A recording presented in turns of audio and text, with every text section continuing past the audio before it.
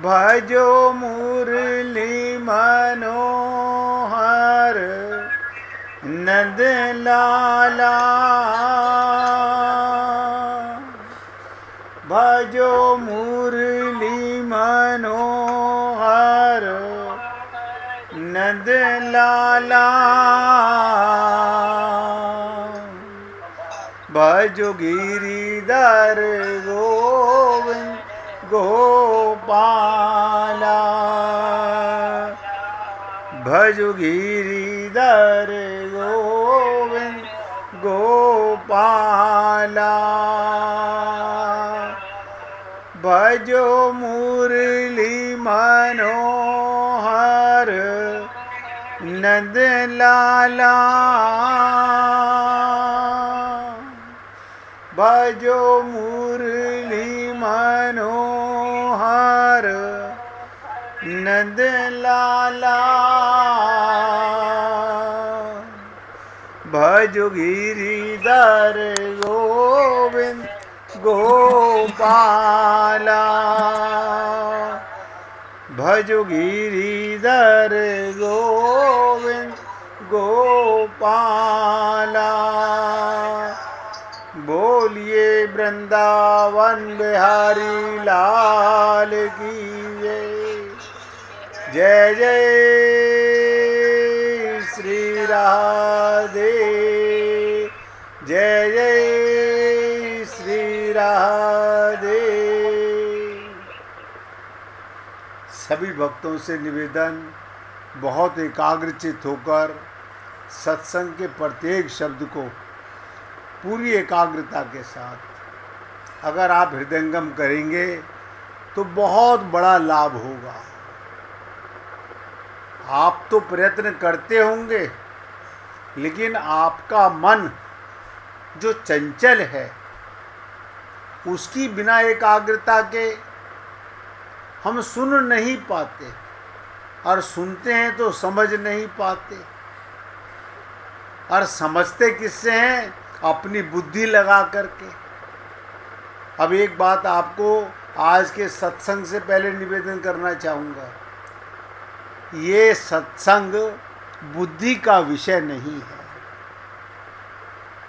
आपने संसार के सारे काम बुद्धि और विवेक से किए हैं, लेकिन ये कार्य है भगवान और संत की शरणागति से। क्योंकि हमारी माइक बुद्धि, माया की बुद्धि, सांसारिक बुद्धि दिव्य चीज को पकड़ने में सक्षम नहीं है। और हम लोगों को आदत है अपनी बुद्धि से ही समझना। वो यहीं पर आकर के हम लोग बैरंग लौट जाते हैं। आप लोग सोचते होंगे आरती हम समझ लेते हैं, भजन हम समझ लेते हैं। अरे एक शब्द राम को नहीं समझ सके। राम कौन है, कृष्ण कौन है, आप सोचिएगा। इसलिए आपसे निवेदन कर रहा हूँ कि सत्संग को, क्योंकि ये आत्मा का प्रसाद है, ये शरीर का, मन बुद्धि का प्रसाद नहीं है। ये शरणागति से आप अपने इष्ट परमात्मा की, जिनको आप अपना गुरु मानते हैं, उनकी पूर्ण शरणागति जैसा कहा जाए वैसा मान लेना। बुद्धि लगाओगे, हम लोग कहते हैं ऐसे कैसे हो सकता है, हम ऐसे कैसे मान लें। वो यहीं पर आकर के हम लोग बैरंग लौट जाते हैं। देखिए, मैंने आपसे निवेदन किया, 4 महीने हो गए मानसिक रोगी की चर्चा को चलते हुए। अब जब निचोड़ आ गया सामने, वहाँ पर भी हम ये ना समझ पाए कि हम मनुष्य शरीर में क्यों आए। आज किसी ने मेल पे मैसेज भेजा कि हम समझ नहीं पा रहे कि भगवान ने हमें संसार में भेजा ही क्यों। जब आप कहते हो माया का संसार है, हमें भगवान ने यहाँ भेजा क्यों? हमारा कल्याण करने के लिए। आप और हम लोग ये समझ नहीं पा रहे, माया का संसार है, आप माया के नहीं हो। अब यहाँ पकड़िए बात को, आप परमात्मा के अंश हो लेकिन मायाबद्ध हो। इसलिए माया दो तरह के कार्य करती है। माया आपको भ्रमित करती है और संत महात्मा उस भ्रम से निकालने का प्रयत्न करते हैं। अब जब आप किसी संत की बात को जान लेते हो, मान लेते हो, जीवन में उतार लेते हो, फिर आपको माया जूते चप्पल भी लगाती है संसार से भगाने के लिए। आप देखिए, संसार के अंदर हम सब परिवार में रहने वाले, रिश्ते नातों में रहने वाले, कभी यहाँ पे ममता मोह आसक्ति नजर आती है और कभी यहीं जूते चप्पल नजर आते हैं, कटु शब्द नजर आते हैं। माया दो तरह के कार्य करती है, लेकिन हम मजबूर हैं, अपने मन के गुलाम हैं। फिर वापस वही ममता, फिर वही मोह, फिर वही आसक्ति।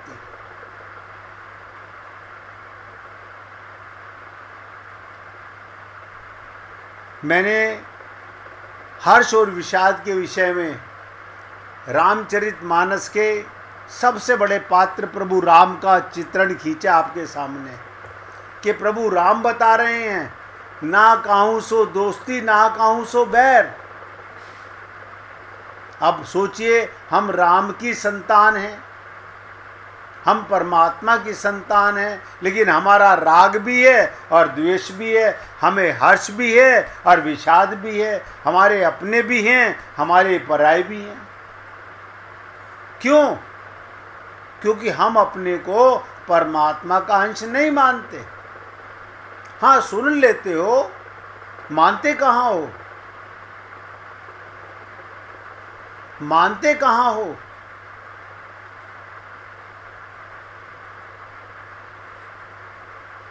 ये विषय अपने आप पे सोच के देखो, क्या कारण है? इतने वर्ष सत्संग सुनते हुए हो गए, क्यों इलाज नहीं हो पा रहा?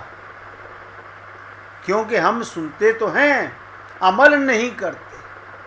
आपको पता चल जाए इस भोजन में जहर है, चाहे वो कितना भी सुंदर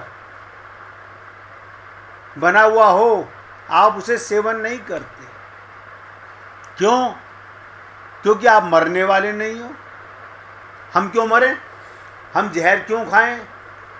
अब अनजाने में आप और हम लोग क्या कर रहे हैं? जाने अनजाने में हम जहर ही तो खा रहे हैं। पुनरपि जननम पुनरपि मरणम, बार बार संसार में आते हैं और चले जाते हैं। मैंने बहुत देर प्रयत्न किया आपके सामने पूरी तरह चित्रण खींचने का कि यहाँ सब भगवान श्री कृष्ण तो कहते हैं संसार में एक भी रिश्ता ऐसा नहीं है जिसमें स्वार्थ नहीं है। हाँ, जिसे आत्मज्ञान हो गया, आपकी माता को, आपके पिता को, अगर ये लो, आपकी माता पिता को अगर आत्मज्ञान हो गया तो मान के चलिएगा वो निस्वार्थ आपसे प्रेम कर रहे हैं और वो आपका कल्याण करना चाहेंगे और कल्याण ही करना चाहेंगे। लेकिन कब? जब उनको आत्मज्ञान होगा। बिना आत्मज्ञान के, जब उनको अपना पता ही नहीं है, तो वो शरीर की माता, शरीर के पिता, शरीर का ही उद्धार करना चाहेंगे। वो हमको बड़ी बड़ी पदवी, बड़ी बड़ी सीटें, बड़ा बड़ा पैसा ये कमाने का प्रयत्न करेंगे। ऐसा मैं नहीं कह सकता कि हमारे माता पिता को ऐसे, चाहे लाख में से एक ही व्यक्ति क्यों ना हो, ऐसे होते हैं, ऐसे भी होते हैं जो अपने परिवार के सदस्यों को आत्मज्ञान का प्रयत्न करते हैं और बताते हैं कि हम तुम सब परमात्मा की संतान हैं, ये शरीर के रिश्ते हैं, ये मरने वाले हैं, यहाँ कोई सगा रिश्ता नहीं है। और ये तो आप सब लोग भ्रमित ना हो तो अपने विवेक से समझ सकते हैं। मैंने कई बार प्रयत्न कर दिया समझाने का, संस्मरण संसारा, जो सरक रहा है वो संसार है। और क्या सरक रहा है? हर चीज सरक रही है, हम नहीं समझ पा रहे।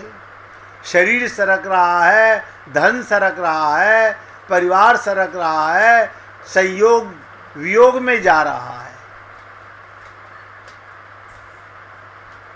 प्रत्येक संयोग वियोग में जा रहा है। ऐसा कोई संयोग आप मुझे संसार में बता दीजिए जिसका वियोग ना हो रहा हो। हर रिश्ता नाता समाप्त हो रहा है, लेकिन एक रिश्ता ऐसा है जो था, है और रहेगा। और उसी के लिए हम यहाँ पर आए हैं। देखो, जब आप लोग सुनते हो बड़े भाग्य मानुष तन पावा, इसका मतलब देवताओं को भी ये शरीर नहीं प्राप्त होता। आप कहोगे अरे देवताओं को मूत्र नहीं आता, पौटी नहीं आती, भूख प्यास नहीं लगती, और उनके शरीर से सुगंध आती है, लेकिन वो भोग योनि में वो कर्म नहीं कर सकते, वो भगवत प्राप्ति नहीं कर सकते।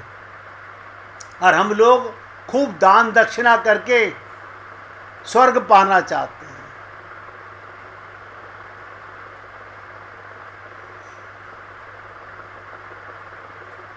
स्वर्ग कुछ दिन का सुख मिलता है, वहां पर भी यही खींचातानी है।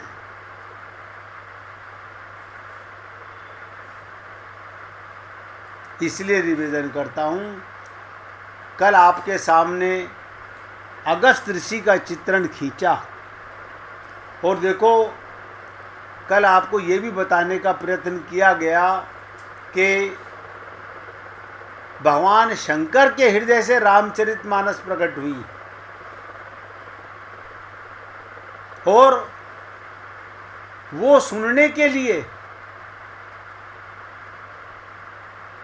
कुंभज ऋषि के पास जाते हैं। और उनकी पत्नी को बड़ी शंका हुई, अरे आप कहाँ जाते हो?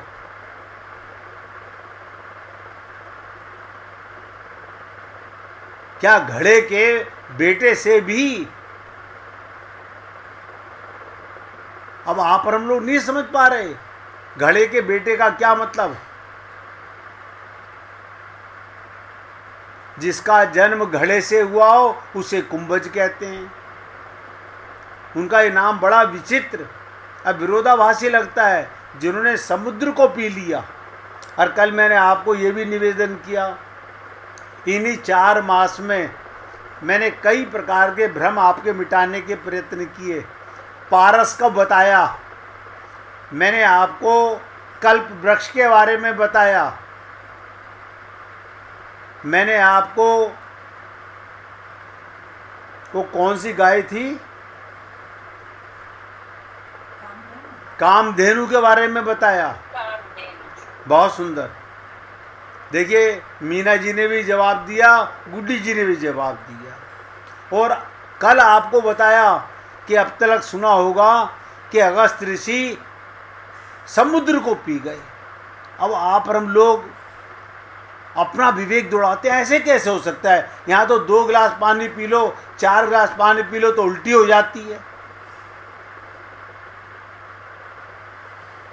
मैंने आपसे कहा अणु और विभु, कल समझने और समझाने का प्रयत्न किया गया। अणु कौन? जीव, हम लोग। और विभु कौन? परमात्मा। और जब चर्चा की जाती है तो कैसे बताया जाता है? एक पानी की बूंद जीव है और समुद्र समान भगवान है। अब जिसके हृदय में राम है वो समुद्र पी गया, और हमारे हृदय में क्या है? मैं क्या बोलूं, आप भली प्रकार जानते हो, हम सब जानते हैं। हमारे हृदय में मकान मेरा, परिवार मेरा, शरीर मेरा। और मैंने कहा जहां मेरा शब्द लिखा हुआ है वहां सब अज्ञान भरा हुआ है। मीरा से सीख लो, मेरे तो गिरधर गोपाल। और उसने सबसे बड़ी बात कही, दूसरो ना कोई। हम कब कहते हैं? जब संसार से हमें प्रताड़ना मिले, जूते चप्पल मिलें, तो हम कहते हैं हाँ मीरा ठीक कहती है, मेरे तो गिरधर गोपाल, दूसरों ना कोई। लेकिन जैसे ही जिनसे जूते चप्पल मिले उन्होंने आपको आके ठोड़ी में हाथ लगाया, बस नहीं नहीं मैं भी सोच तो रही थी कि मेरी कोख से पैदा बेटा ऐसे कैसे हो सकता है, मेरी बेटी ऐसे कैसे हो सकती है। हम बार बार उसी ओर मुड़ते रहे हैं। और ये पहली बार सत्संग आप नहीं सुन रहे हैं, इसका प्रमाण बताता हूँ। आज आप जो सत्संग सुनते हो इसका पक्का प्रमाण है पिछले जन्मों में भी आप बहुत बड़ा सत्संग सुन चुके हैं। हे पुण्य आत्माओं, कितने कितने आपके साथ में भ्रम मिटाने का प्रयत्न किया गया। एक भ्रम ये भी मिटा लो कि मैं शरीर नहीं, मैं आत्मा हूँ, मैं जड़ नहीं, मैं चेतन हूँ, मैं परमात्मा का हूँ, संसार का, शरीर का नहीं हूँ। बस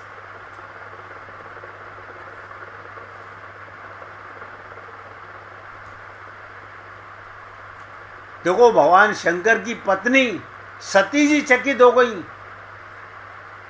जब शंकर भगवान ने कहा कहाँ जाते हो रोज? कि कुंभज के पास। कि कुंभज तो उसे कहते हैं जो घड़े से पैदा हो। बोले हाँ, जिन्होंने समुद्र को पी लिया उन्हें कहते हैं घड़े के बेटे हैं। इससे बढ़कर आश्चर्य की बात और क्या हो सकती है? पहले तो समुद्र घड़े में समा नहीं सकता, फिर उसके बेटे के पेट में कैसे समा गया?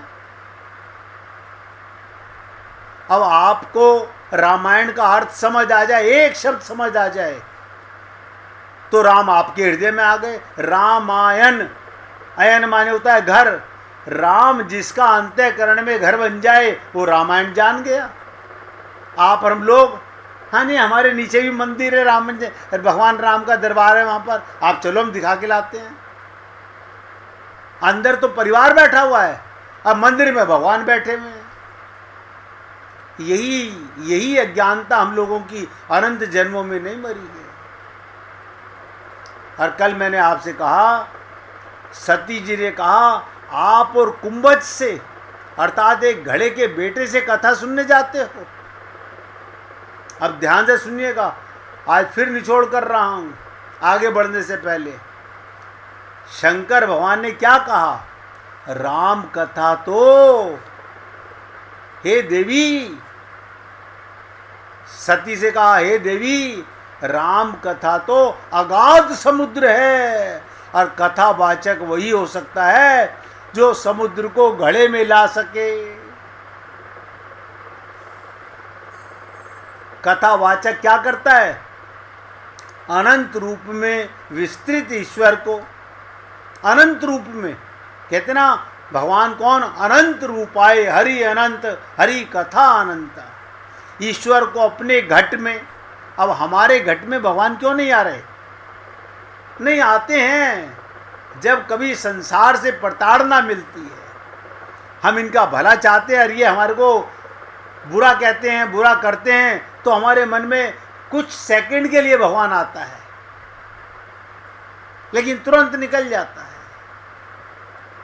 फिर वही हम ढाक के तीन पात हो जाते हैं। जिस दिन पक्का विश्वास हो जाएगा तो कथावाचक क्या करता है? अनंत रूप में विस्तृत ईश्वर को अपने घट में ले आता है। इसलिए कुंभज से श्रेष्ठ कथावाचक और कहाँ मिलेगा? अपनी पत्नी को बोल रहे हैं, मैं उनके पास जाता हूँ जिनके हृदय में केवल राम है, और आपके हमारे हृदय में मेरे से ज़्यादा आप खुद जानते हो।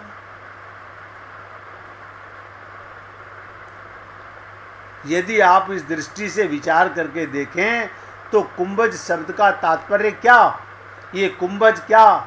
इस शरीर की तुलना घड़े से की गई। घड़ा भी मिट्टी का बना होता है और शरीर भी मिट्टी का बना होता है। अब किसके घड़े में क्या है, किसके अंतःकरण में क्या है, ये आप जानते हो। और देखो कमाल की चीज, जब हम माँ के गर्भ से आए थे कुछ नहीं था। मैं कई बार कह चुका हूँ, कोई मम्मी नहीं, कोई पापा नहीं, कोई पति नहीं, कोई पत्नी नहीं, कोई मकान नहीं, कोई दुकान नहीं। अब सारा नगर कोट, जहां जहां मन अपनापन करता है वो सब अंदर आ गया। कहते ना, जहां जहां मन जा लग जाई वो सब माया जाने भाई। अंदर परमात्मा हमारे साथ आए थे, हमने माया अंदर भर ली। और संत महात्मा कहते हैं अपना अंतःकरण शुद्ध करो। अब हम कहते हैं पता नहीं कैसे शुद्ध करें, कैसे शुद्ध करें। अब यही नहीं पता कि गंदगी क्या है और अच्छा क्या है। मैं फिर बताने जा रहा हूँ निचोड़। माता अंदर रहे, पिता अंदर रहे, पाप नहीं है। लेकिन माता पिता, पति पत्नी, परिवार, बच्चे, मकान, दुकान, आप मिट्टी के समान को, शरीर के संबंध को अंदर रखते हो। परमात्मा के अंश को अंदर लेके आओ तो परमात्मा का परिवार अंदर आ गया। बस इतनी सी बात है। मैं किसी को निकालने की बात नहीं कर रहा हूं, उन्हें भगवान का मान लो। वो मानने में पता नहीं क्या कष्ट होता है। हमारा ब्लड रिलेशन, मुझे तो आज तक समझ नहीं आया कौन सा ब्लड रिलेशन होता है। ये अज्ञानता नहीं तो क्या है? ये माइक बुद्धि नहीं तो और क्या है? इसलिए हे पुण्य आत्माओं, समझ पाए या नहीं सोचो। अब मैंने कहा था कल एग्जाम्पल देके समझने का प्रयत्न करेंगे, लेकिन जितनी बात ये की गई है अगर ये समझ आ गई, वह यहीं से हमारा मार्ग प्रशस्त हो जाएगा। यहीं से परमात्मा हमारे हृदय में आने लगेंगे, परमात्मा से प्रेम हो जाएगा। लेकिन हमारा अभी बार बार शरीर को मैं मानने की आदत है। शरीर मेरा किसके लिए? संसार वालों के लिए। मैं परमात्मा का। मैं और मेरे का अंतर है ना। मैं कौन? आत्मा। तो मेरा कौन? परमात्मा। जैसे हम कहते हैं मैं शरीर, तो संसार मेरा। अब कितनी भी पूजा करो, कितने पाठ करो, कितने मंदिरों में टक्करे मारो, नतीजा ठन ठन गोपाल मिलने वाला है। आगे बढ़ने से पहले फिर आप लोगों से पूछना चाहता हूँ, अगर अभी भी किसी के मन में कोई प्रश्न है अगस्त ऋषि के विषय में, भगवान राम के विषय में, हर्ष और विषाद के विषय में, आप खुलकर पूछिए। ऐसा ना हो अपने मन में प्रश्न रखे रखो और ये सोचो अब हमारी कहीं इंसल्ट ना हो जाए। आपकी इंसल्ट नहीं, आपका सम्मान होगा। जो कोई भी प्रश्न पूछता है उसका सम्मान होता है कि कम से कम उसके मन में भगवत संबंधी कोई प्रश्न तो आया, कुछ जानने का प्रयत्न तो किया। किसी के मन में कोई प्रश्न नहीं है। अब ध्यान से सुनिएगा।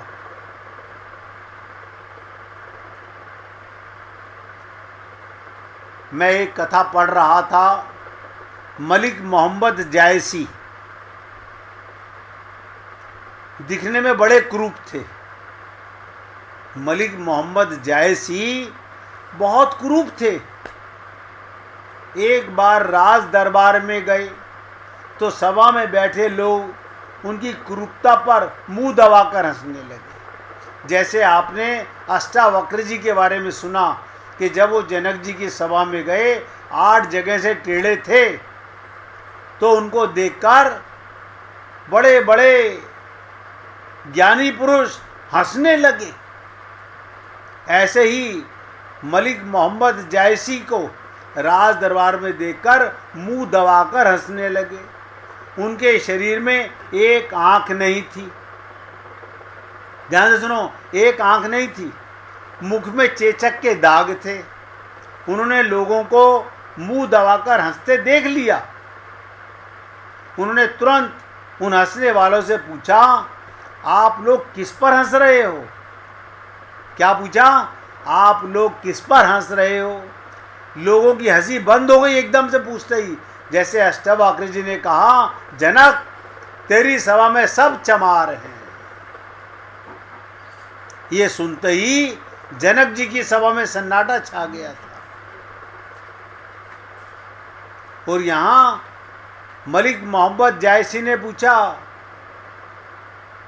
आप लोग किस पर हंस रहे हो?